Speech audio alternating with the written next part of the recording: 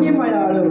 म्हणजे संत या जगात क्रिया करतात, सर्व काही गोष्टी करतात, परंतु त्यांच्या मनामध्ये असा भाव नसतो की ती क्रिया ही क्रिया मी करतो, म्हणून तर त्यांना संत असे म्हणतात. आता संत कोणाला म्हणतात तुम्हाला कळलं तर ऐका.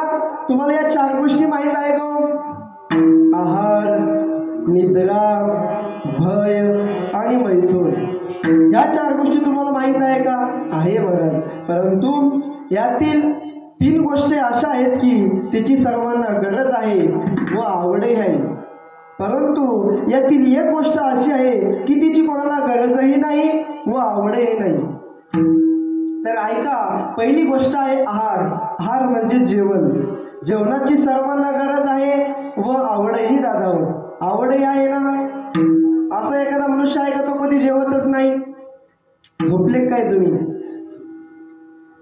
असं एखादा मनुष्य तुम्ही बघितला का तो कधी जेवतच नाही? असं कधी होतच नाही दादा. तो 1 दिवस जेवणार नाही, 2 दिवस जेवणार नाही, पण 3ऱ्या दिवशी त्याला काय लागेल? जेवण लागेल दादा. त्यामुळे सर्वांना जेवणाची गरज आहे व आवडही आहे. बरोबर आहे ना. तर आता दुसरी गोष्ट आहे निद्रा. निद्रा म्हणजे झोप. झोपेची सर्वांना गरज आहे व आवडही आहे. बरोबर आहे ना. आता काही जण कीर्तनात येऊन झोपतात, तो विषय वेगळा. काही घरी झोपतात, पण सर्वांना काय आहे व झोपेची काय आहे? आवड आहे, गरजही आहे. त्यामुळे आणि तिसरी गोष्ट अशी आहे की मैथुन. मैथुनाची गरज असेल तर आवड आहे. परंतु भय ही अशी एक गोष्ट आहे की तिची कोणाला गरजही नाही व आवडही नाही, परंतु ती सर्वांना आहे की नाही? हो आहे महाराज. असा एखादा मनुष्य आहे की त्याला कशाचीच भीती वाटत नाही. जसं की उंदराला मांजरीचं, मांजरीला कुत्र्याचं, कुत्र्याला वाघाचं, प्रत्येकाला काय आहे हो? भय आहे महाराज. भागवतामध्ये कुणाला कशाचं भय आहे हे सुंदर वर्णन आलेलं आहे बघा. भोगे रोग भयम, कुले च्युती भयम, वित्ते नृपालाद भयम, माने दैन्य भयम, बले रूप भयम, रूपे जराया भयम, शास्त्रे वादी भयम, गुणे खलू भयम आणि काये कृतांतात भयम. हे 9 लक्षण भागवतामध्ये आलेले आहे. कुणाला कशाचं भय आहे ना यामध्ये सांगितलेलं आहे ना. ऐका, भोगे रोग भयम म्हणजे खाणाऱ्या व्यक्तीला रोगाची भीती आहे. खाणाऱ्या व्यक्तीला कशाची आहे हो? खाणाऱ्या व्यक्तीला रोगाची भीती आहे. आता तुम्ही म्हणता महाराज खाणाऱ्या व्यक्तीला रोगाची भीती आहे, मग आम्ही खायचंच नाही का? तसं नाही दादा.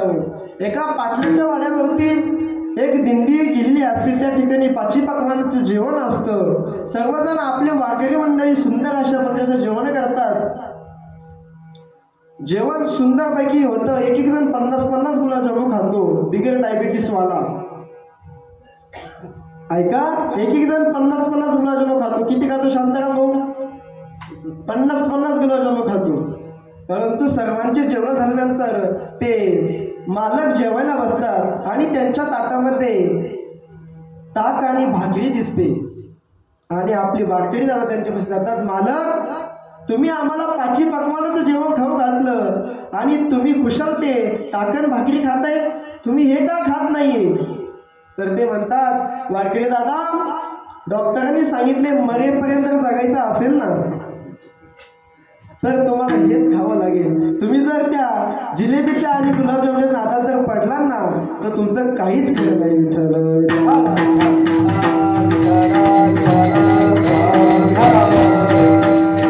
त्यामुळे खाणाऱ्या व्यक्तीला रोगाची भीती आहे. भोगे रोग भयम, कुले च्युती भयम.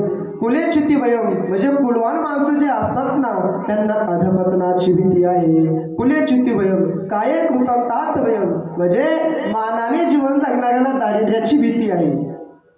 माने दैन्य भयम म्हणजे मानाने जीवन जगणाऱ्याला राजाची भीती आहे दादा. 5वं लक्षण बघा, बले रिपू भयम, बलवान माणसं जे असतात ना त्यांना क्षयीची भीती आहे.